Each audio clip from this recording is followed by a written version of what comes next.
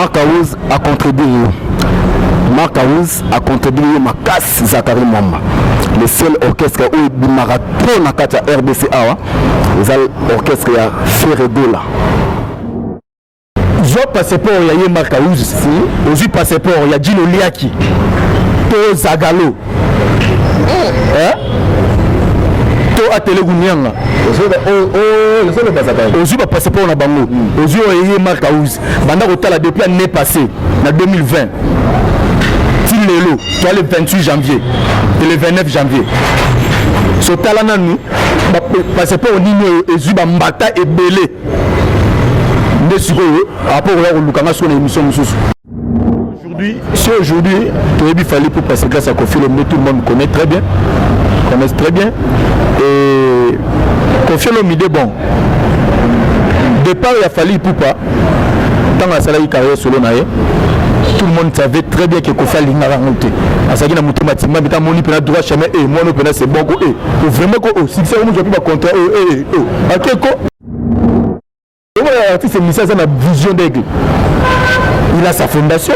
Aux fondations il a plus de 230 quelques actions humanitaires au salon. Nous sommes dans un danger na pas on a double king action humanitaire ni au salon Mboko Congo. Action humanitaire ni au salon, vous avez danger. On y a danger, mais pas au Mokonzi Mboka ou Bossa Mboka, ça la action humanitaire nini. Au point ya bateau bali me rappelle musique no ba musique na yo. Au plus baso mara CD na yo. Nini au ça comme action humanitaire moko ils ont peut-être quand même qu'on fait le kaka na et c'est comme so ngolo to pakala quand même ça la lobo. Mais fallait pour pouvoir mutu. C'est dit tout na ba bien on a babola mwana. Ya mutu comment c'est presque un zamo en termes de télé mais la ndenga butu ya ndenge tout. Au kanga était pour za nzambe. Succès ou te pas nzambe à ton côté goa d'abord faut ça na monano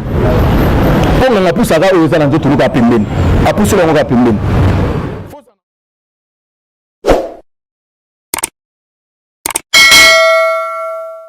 Très cher Internet, bonjour. N'abonnez tout, il y a votre chaîne que vous aimez beaucoup, Papi Abedi TV. Chaîne Obolinaramin, où peut ça ramener toujours ma actualité, il y a des gars. Donc, comme je vous avais dit que non, chaque samedi ou vendredi, tu as un rendez-vous na biso moko où ils a calé avec Yemoko l'international, papa na Prince Mwamba que je respecte beaucoup. Vraiment, le lot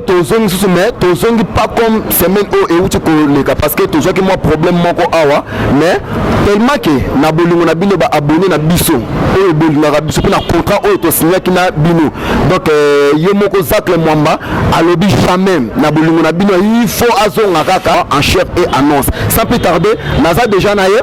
je ne sais pas ceux qui caméraman nga ko fouler nga de anime plateau pour na bombo na déjà c'est plus une personne à vous présenter boye bien déjà yende koloma kamu yende koloma solo donc na banana mbala moko pour na tokota to pesa bino o esengeli pour na mukola lelo Zakari Mwamba bonjour. Ouais bonjour Brunel Botepa merci vraiment pour na encore une fois de plus et sous kozonga pour na ça la analyse moko za fondé non que de analyse za bidon et voilà merci beaucoup na abonné ni surtout il y a la team Papi Abedi na confiance que vous a toujours au sala chaîne Oyo il y a Papi Abedi merci vraiment encore une fois de plus Zakari Mwamba le général de la presse l'homme de Tumba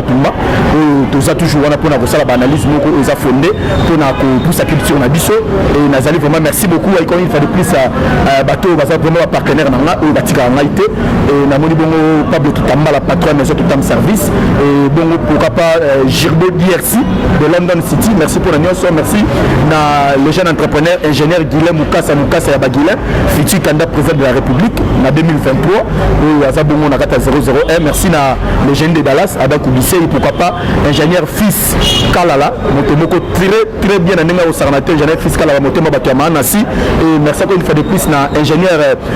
James Mapia au baza toujours coproté na main forte pas que nous la patoche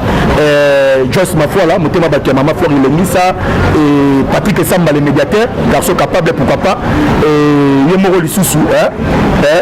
Dario Kipanga, garçon Schengen, vraiment tout ça pour nos analyses. Et merci qu'on fait de plus nous nous Lisusu.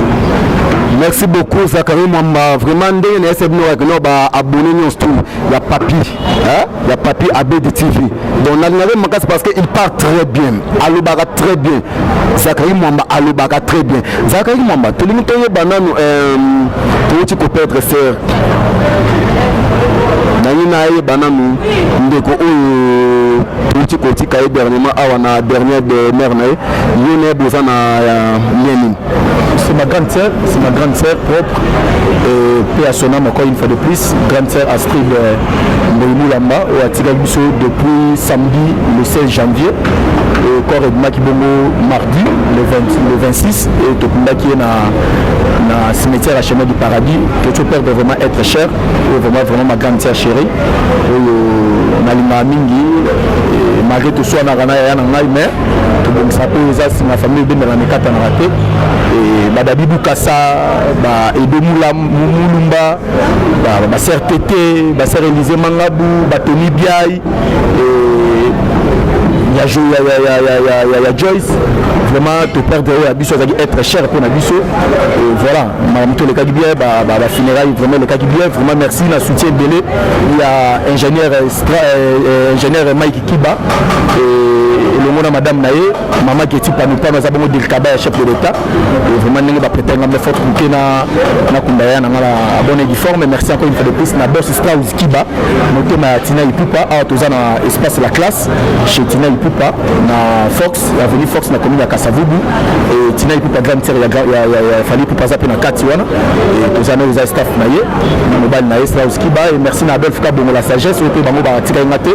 il y a Laetitia Power vraiment va prêter une main forte pena ba pape temu de la patoche ba Joyce Mafuala et ba Pablo Kitamba la patron maison qui tame service ba ingénieur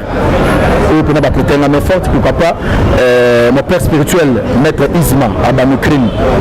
vraiment il peut soit prêter une main forte pour me ramener le cabine vraiment c'est une grande sœur très bien voilà et c'est l'équipe déjà bon on a sous-souté pour grande sœur Sakei et Tikali Skobuso pour Tikali tout dans l'intérieur là pour nous qu'on a vu ce pays grande sœur si déjà acquis et tu as sur rato milenge la pomme qu'on a vu ce mot pomme qu'on a vu ce peu et Zali comme dit Zachary Mohamed Zakle to limite ba bien sûr que grande sœur si a accueilli déjà mais liwango et ça suite à nous maladie accident tout ça qui nous mine Zachary non ouais grande sœur la Belaki vraiment Belaki Makas et dans les gros c'est pas na biso et kufa na badoko na biso voilà la malade bon tout peut appeler sur le minute na CG tout sur la pena ou bateau d'internet surtout dans Hollande parce que c'est déjà c'est l'équipe et ils ont ma souci quoi voilà tout le na bao baza kolela toujours Papi ABD TV ensemble tous a toujours du cœur avec yo Zachary c'est la vie to côté siko vraiment na makambu donc na makambu vraiment au et bendi biso awa na espace kitoko la classe chez Moko Tina Ipupa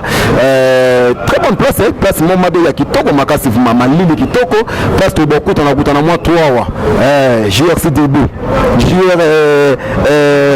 Jirbo DRC de London yo mozomona et sika déjà donc DRC yo mozomona déjà place déjà Zachary Mwamba Premier ministre appuie mais il dit que qui par rapport à la politique moi trop Premier ministre appuie lecture les amis ouais c'est normal c'est pour vous dire que mon pouvoir aux Zalaki il y a monté Zalolo et Lelo tous en a président Sika 5e président il y a Mboka Biso Congo depuis Congo Zala Congo le 5e président Félix Antoine Tshisekedi Tshilombo on a bien le président du second avènement l'âge testament accompli pour la République démocratique du Congo en fait Sylvestre Ilunga Ilukamba Yagibongo premier ministre Basenga qui a démissionné à cela qui était dit il y a vraiment une autorité morale naie na na PCN ministre a démission et voilà ne sera que au calibre moni binumoko ndenge le cas de l'Assemblée nationale et hémicycle et ba député provinciaux et ba député nationaux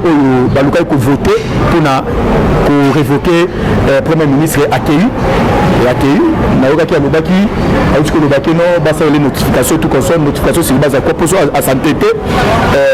sera s'entêter cour constitutionnel ne sa charger na ye oyo azalaki ministre ya intérieur tundaka se natiaki tete bi yake boye azaki asote mabunda sauté le premier ministre on a gouvernement ni to ekwei siko tozela eza gouvernement ya union sacrée kala mingi te pe Alexis Tambo Mwamba ye pa ozogogo akoya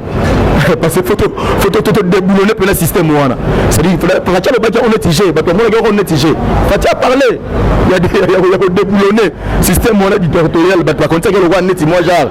mais aujourd'hui voilà bato baluka ki coalition ya FCC cache et Kufa libala FCC na cache et Kufi et fatia comme pour récupérer mboka na maboko malembe jusqu'à ce que union sacrée moi mutona mutayaki ko prêter mes forces na ko bukato sanga na mboka et que le bosso le lo so to s'occuper de la politique et politique et s'occuper na yo nous sommes des journalistes de chronique musicale mais rien n'empêche aussi pour toi bah comment est-ce que politique à moi parce que moi la ligne la facile aux arabes les un journal les autres politique et fait des sujets tout comme ça et Margan on a moi ça l'émission culture mais rien n'empêche pour toi me caper qu'on débattre sur bah sujet tel peu politique vraiment Sylvestre Ilukamba il on a quoi déjà et tout à la seconde bâti le code depuis déjà hier à Kendaki ko déposé déjà rapport naie il qu'il y a des formateurs mais mutasamisa qui batu a déposé déjà par chef de l'État et qu'à la militaire de ces 4 matawa déjà besoin du premier ministre et gouvernement si ça la union sacrée toute la seconde mboka et ko kumba masko na sous ordre na ordre pe na sous ordre ya yemoko président de la République Félix Antoine Tshisekedi qui est le président du second avènement l'Ancien Testament accompli pour la République du Congo donc ça la confiance la diaspora oui il y a certaines personnes de Loba au Loba ils ont opinion à Bino mais aujourd'hui président de la République tout ça la confiance tout prêter mes forces tout ça la liberté pour qu'on a biso kende kokabo na européen sa biso repousse à Congo que le musikate et côté maté fayu la lobike aboyi union sacrée o kuna lobike baza distraction o kuna exact mwana ya FCC musu bazo botande bazo kolisa ne mwana ya FCC soki ya FCC wana za o les ondi bato bazo lobesa bon ils ont pas opinion na bango tout ça na mboka moko to na démocratie mutu to za opinion ya loba o to loba pour les athées mais dis-moi pour protéger président de la République mais forte to soumaye pour que union sacrée gouvernement union sacrée parce que souci ali peuple congolais à se retrouver point tout au Congolais famille à se retrouver surtout social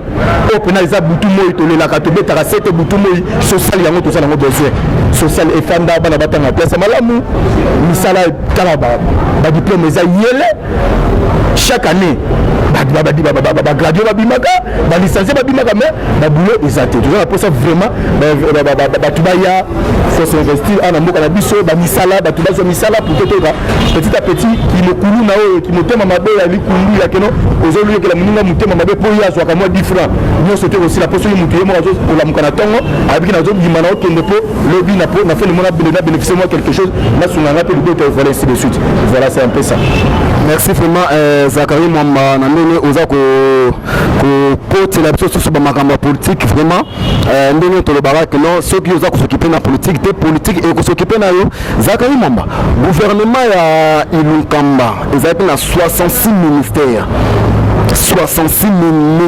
ministères en Afrique mobile, le seul pays qui compte 66 ministères ils ont RDC Congo. C'est qu'on a gouvernement union sacrée ils ont dit la miliarité ils ont proposé c'est nous ils ont combien de ministères c'est nous en fait moi nous là au Loba mais tant monsieur a calculé chef de l'État tant monsieur a calculé il y a des cabinet où a tu nommé Guilain Nyembo vraiment nouveau du câble chef de l'État excellence Guilain Nyembo et en fait moi la Loba il y a un autre temps mususu bango bazana on a makanisi na bango maintenant bazaki 66 parce que tu as une coalition FCC cash ils a dit gouvernement ils a dit la coalition ils a dit bakabola ki balingaki mututu quand même azo moi eteni moi ministre na vice na ye moi ba ministère mususu ils alaka ensemble des partis comment de partis yango na ba morceau pour que permettre ba mususu bazo ba ministère et voilà mais j'espère que comme gouvernement aujourd'hui gouvernement il y a union sacrée peut-être le chef de l'État va va voir comment est-ce qu'il peut, soit il y a qu'on réduire et baba ministère il y a qu'on sanisa ministère ministère il y a sport jeunesse et loisirs et à la moko je comprends ba ministère net agriculture élevage pêche et à la moko affaire coutumier tout comme ça et quand on a carte défense tout ce qui va ko simplifier un peu ba ministère on a tous les alaki auparavant et quand les gens ont ba ndenge na ngoni les alaki ba tutelle ba nini wana et ça la peut bien peut diminuer peu le sous moi nombre ya ba ministère et ça la paie moi bien mais on est à mécanicien et mon chef de l'état et le na union sacrée nengi basangani bayokani poke mboka ekende liboso. Parlons maintenant de la culture musique à mboka na biso ndenge tolobaka toujours na la team Papi Abedi bo s'abonner massivement pour na bolanda ba makambo lekaka kitoko na kata chaîne Zakari Mwamba la chanson Allo téléphone 15 millions de vies 15 millions de vies Allo téléphone Zakari c'est clair fallait à la ranini ouais c'est clair il y a aigle de la musique africaine aigle ouais c'est clair il y a aigle de la musique africaine Zaka Moussala c'est clair fallait pour voir Moussala il adore son boulot et il est pena en attaya il a reçu était là ba mususu ye boulot na ça dit c'est que les Zaka rien que boulot il y a tante ku tubania kalikila mutumo boye abula mutumo boye pour les kafinga mutumo so ngolo to pagalate il y a tanate ye tana eza ko bosser ye pena so ka kisasa ça dit so ka commis déjà de lobby so ka commis tam so commis lelo so ka commis lelo lobby déjà répétition ba tout déjà ba lecteur de DLG Olia qui a bengi déjà ba tout émission tout déjà répétition parce que son muto alinga musana tout ça ba fruit ya boulot et ça rien que ba fruit ya boulot ya musala et sala et voilà le lot 15 millions na 15 millions de vues il y a le téléphone et là généré que to binyango na mboka et bimagi na période de confinement mais na confinement mais toujours yo kango na bandaku toujours bina to c'est vraiment ba challenge de mon ndenge yango mo que le lot 15 millions de vues et ça va secret fallait pour passer c'est son boulot il adore son boulot et voilà secret kaka ya fallait et pour pas ne Zakari Mwamba toko comme on a maloba o ba leader musu ba loba non fallait sombaka ba vie c'est quoi différence ni za la vraiment tout le monde se peut 5 génériques et demi mais générique phare autre côté le 15 minutes de faire allo téléphone c'est quoi ça crée maman parle-nous d'abord que somba ba vie et ça la même ça se passe comment on faut tout na bato parce que ba réseaux sociaux na mambona que somba ba vie en fait il fallait pour déjà banda masolo tongo on a ça bato ba présent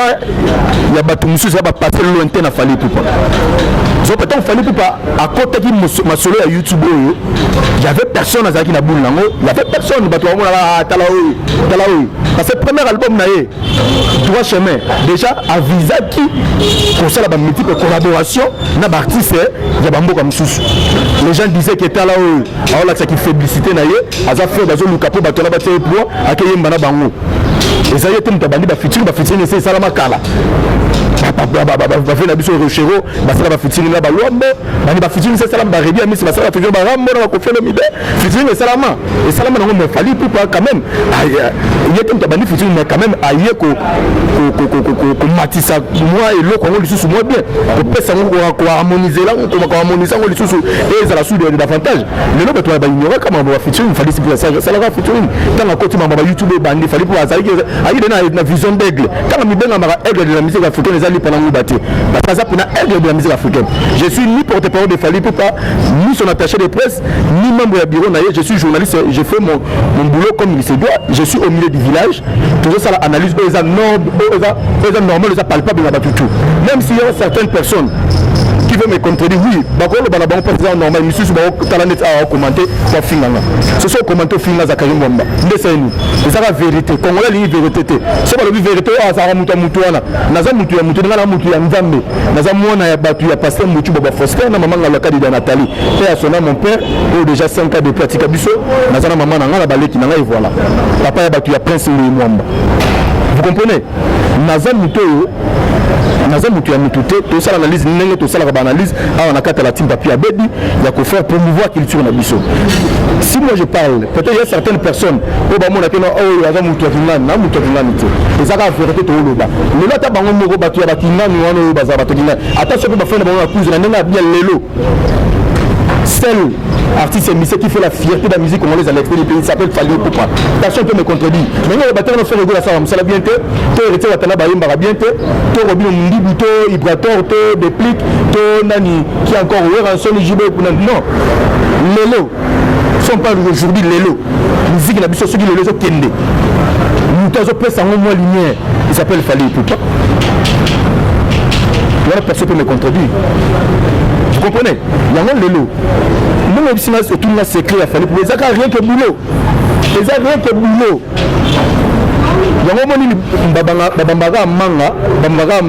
libanga na manga était là. Manga mbeso ko bambanga libanga pour ça, manga mbeso ngai. Et Babambaga était là pour yoka sucre il est à tout comme ça. Il y a un petit moment où tu vas finir rabalo bagama beso fali bon. Et ça va opinion na bango ba tu va benga yo soki nani, ba benga soki nani, OPB, soki to na ebité soki yango ba to ba mona yesika nini, et fali azu alors il doit mal pesi munga mo bala mais c'est pour voilà les gens là où ils sont peut-être de raisonner. Soki mutu nzamba pesi mutu le la tombami oh Johanna mutakisi mutali soko excusez-moi pour la terme na ba internet to balanda biso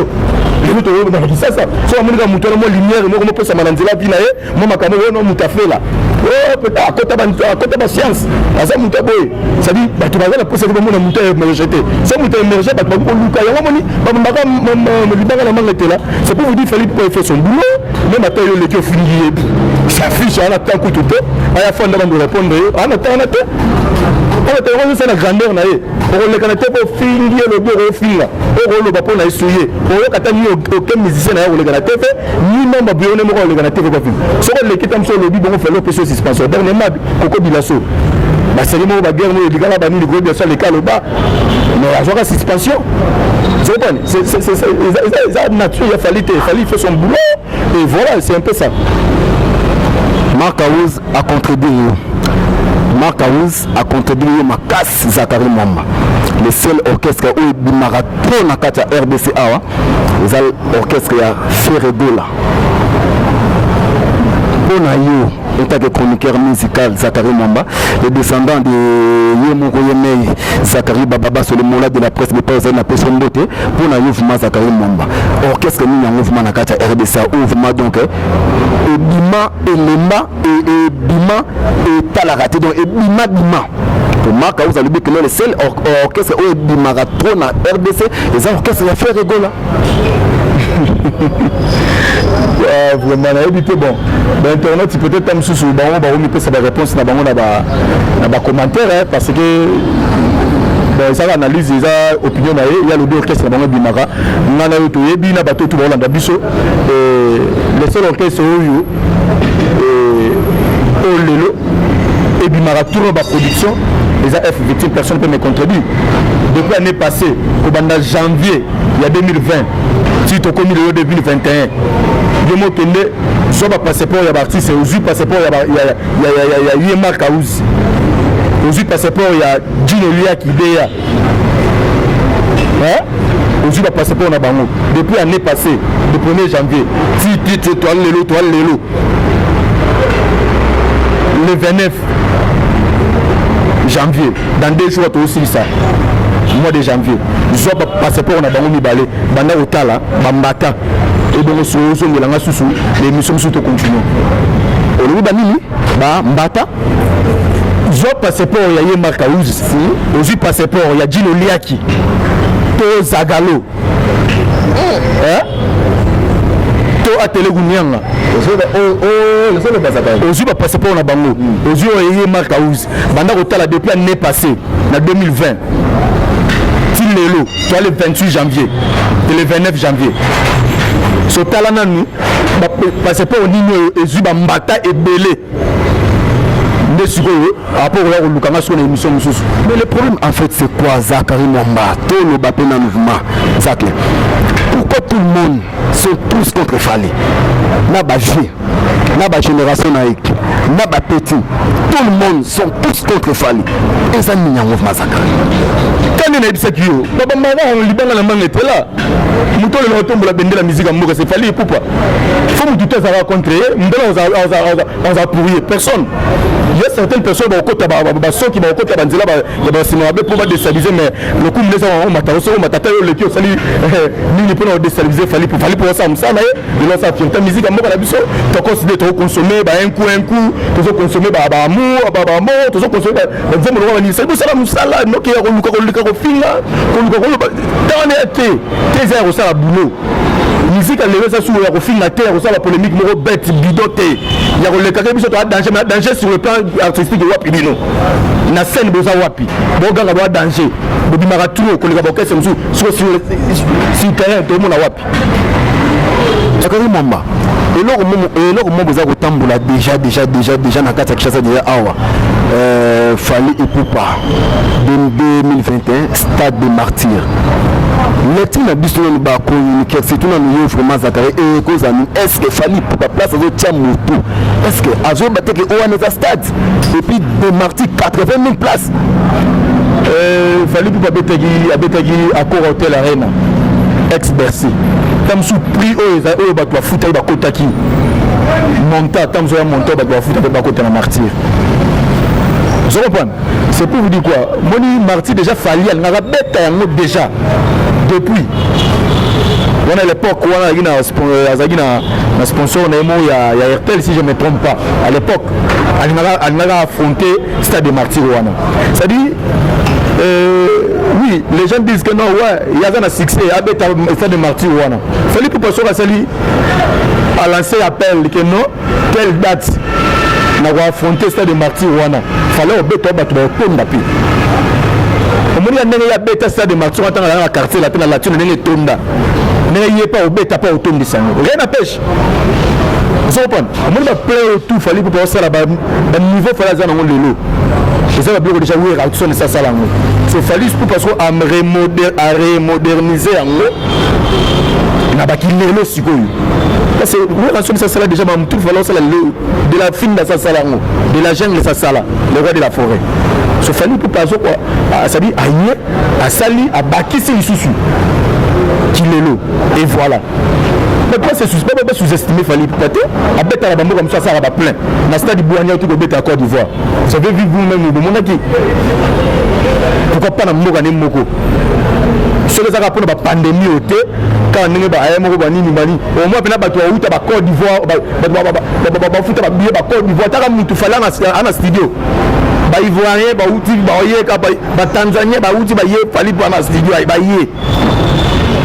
c'est bon annulé ceux qui pandémie ba longolo ça dit ba déconfiner na ba tout na pays tout mam tezo normal et que fali pena lancer défi à défi pour tout on lance des parce on lance des rapports à péter dans la stade de Marty au monde ba Brazzaville au monde ba Gabonais au monde ba ivoirien puis ba foot ba billet ba ye ba angolais ba oya je comprends fallait les artistes internationaux aza sous mutu na biso aza niveau en fait aza sous na ya biso te musique na biso locale ya Congo. Vous comprenez, c'est quelqu'un aujourd'hui ça fait ta musique na biso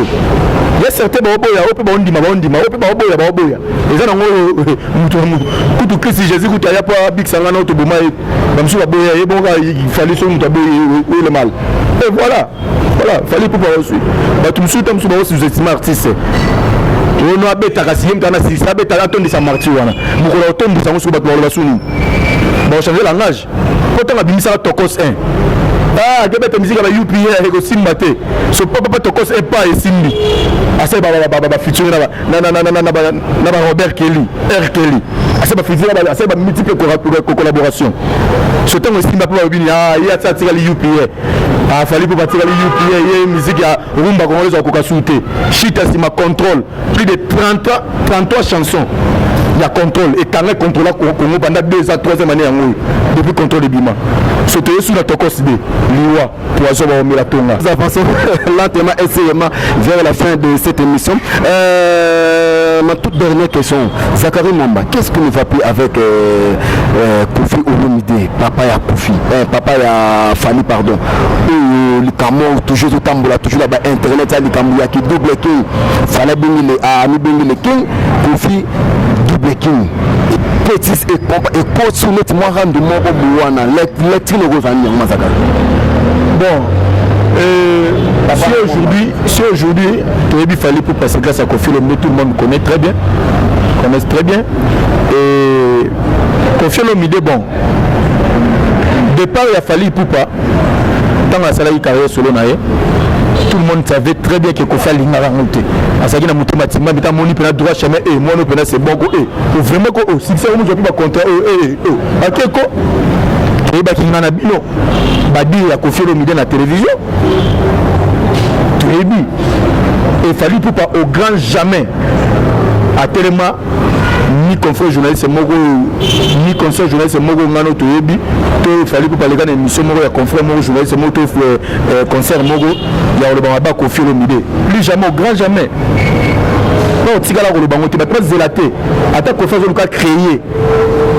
moi bezmo ya que non ye Bible King to des Bill Clinton abenga ma double king ba tout ba yebi monseigneur Dangwe double king. Ce king les a fallu pour pas 6 mois je suis king. La génération Bill Clinton aussi le king. Ça a fallu pas dans la couronne. Bill Clinton il benga ma king double king depuis kala. Seul le ko fait dans la double king il a créé le roman pour Batsaka et créez-moi polémique il fallait pour prendre alternative. Après la tenter, attends mon moto le karaté va le battre na ba Kofi aucun jamais même fallait pour pas. Attends Kofi a lobby ma bé a fallu na TV ba tout ba yoki. Fallait au grand jamais au tigala rozoni ça. Et cette discipline là et cette façon à comprendre à faire à comprendre j'ai non que les arrêter faut finir c'est le mois. Yango le leçon c'est ba na ma ebele sima. Le mot sika et au final leader one le boss ni babola mutu a salata mudia musu le lopo le roba ye bayo les apona songo la songo le to pakala wana mais le lozo film yango voilà le sort ya batu mususu bezo évoluer te bezo suka localement bezo kende musika te fallait pour parler exemple là fallait botter mutu moto comprendre te on va pas créer ce genre na makamuna au senti que na makamuna na moni oui na capable de menacer sa carrière na tout le monde a bien dans sa liberté. Tout le monde a besoin de la liberté. Je suis senti que oui, la monnaie qui est le mois abonné du former c'est la carrière normalement. Le bon malin mouton à ta salle ma bé à ta simbiso ni à ta salle boy. À ta subissé au basket à ta salle boy. Quand même déjà ceux qui le deux trois personnes bah yé na pour la moutoana. Quand même respect na yé. Et en moment il fallait pour toujours respect na mopo mo konzi et voilà. C'est ça que en moment gloire na zo kendara kaka. Mo succès les hommes mataka les hommes maté zo kende kaka. Comme tokanga zate. Pour le candidat nini le candidat ni base ni oluki la fallait pour kanga succès na ye exacté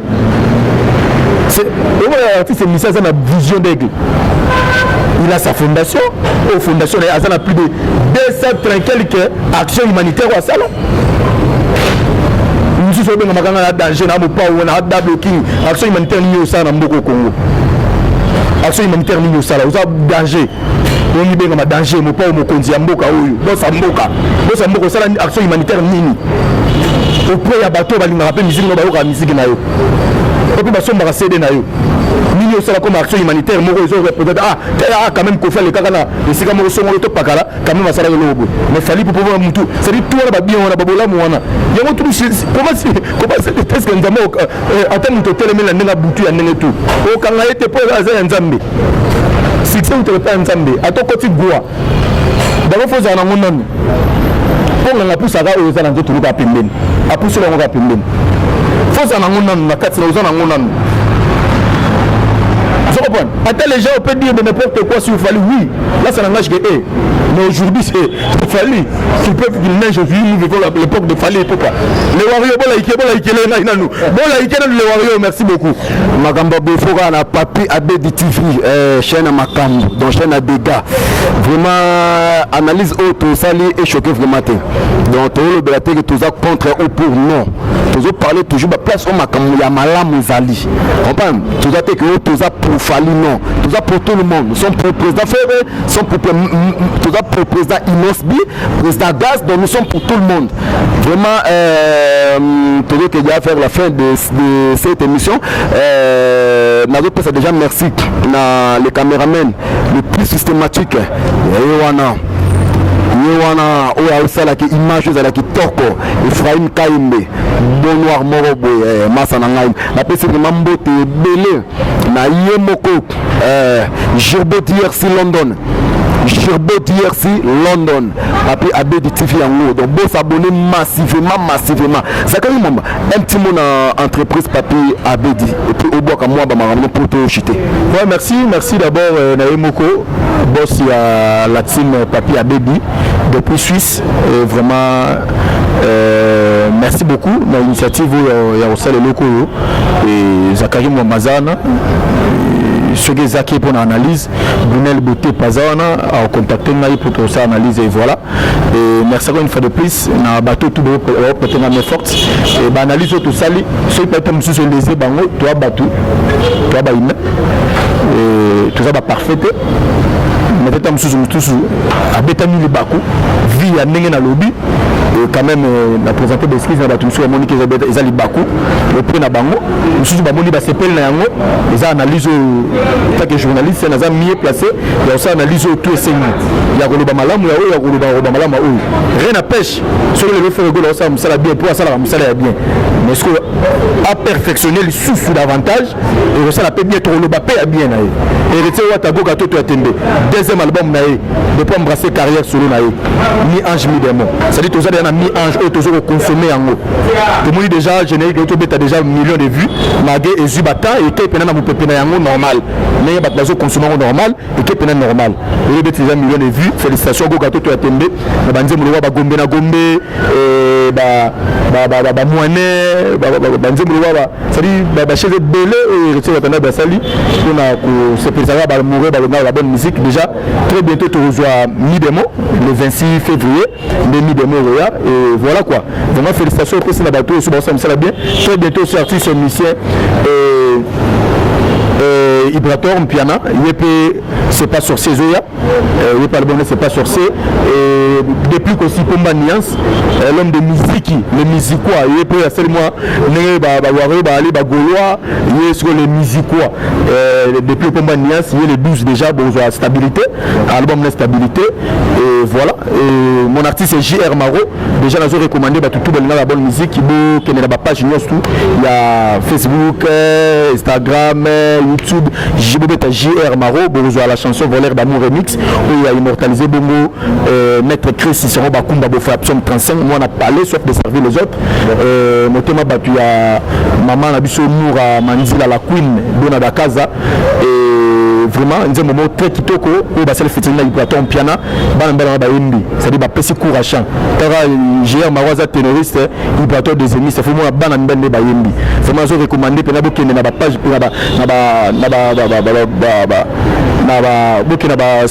Spotify, iTunes, il y a artiste émission JR Maro, et déjà appelé le marché de disque, et Faïla, Passira, il est déjà dimanche le 31, pas lancé single La Poule de la mort, ou pas immortalisé car mettre écrit si c'est Bakumba, de faire Absom 35, Poule de la mort, et Bill Clinton, Monseigneur Bangbe, double king, véritable double king autobiwana, et déjà Nzembo forcing thermique, ils ont déjà la plateforme maintenant ça télécharge beaucoup de bébés Bill Clinton, calonge officiel, de mon Nzembo forcing thermique, beaucoup consommé vraiment voilà. Merci beaucoup n'a pas Pablo Kitamba la patron maison qui t'aime service, merci na Girbo BRC de London, mon tomoro très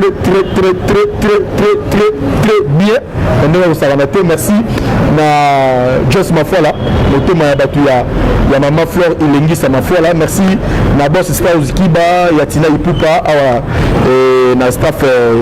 espace la classe chez Tina Ipupa, et merci na Adolphe Kabongo la sagesse, mon thème a battu ya Laetitia Power, merci na ingénieur Mike Kiba, mon thème a battu ya maman Getty Panou, du Kabel chef de l'État, merci na battu tous les autres protégants mais fort de peu ou de loin, na moni bongo vraiment staff nanga les vrais des Zakari Mwamba, les vrais des Zakari Mwamba. Na moni bongo Monique Kassi, Momo Kassi, la femme la plus fatale de toutes les femmes françaises. Merci na Arnaud Douakou, Motuma Batu ya Maman et Méron Nakata Paris. Merci na Pati Lebo, garçon maniaque de Paris. Merci na Pati Lebo, garçon maniaque de Paris. Merci na pasteur, leader pasteur Francis Lola. déjà Zanakin, leader pasteur Francis Lola. Merci pour notre soutien, merci. Na Janon Ngandou, na Katsalio, merci na Kamskamé na para français, Judith Mouipata, Motema Batu à Papa Mbo, vraiment la carte 001, Vianel Mbumba. Grand merci na pasteur Denis Silom Dumbio, Papa Nabiso Akati. Grand merci na notre sœur Tina Ipupa. On a coupé sa sur cadre Kitoko pour na tout tourner émission vraiment. Merci na Papi Abedi TV. Merci na Baboni na Bison surtout. Donc bon s'abonner toujours massivement pour na bolanda toujours ba maramba bien, ba actualité à bien. Vraiment c'est toujours votre humble serviteur que vous aimez beaucoup, Brunel Botepa, Poutine de la presse congolaise. Merci. Inch'Allah, ceux qui nous ont été tout encore le samedi prochain pour la continuité de cette émission, toujours avec Zachary Mwamba, Papa na Prince Mwamba.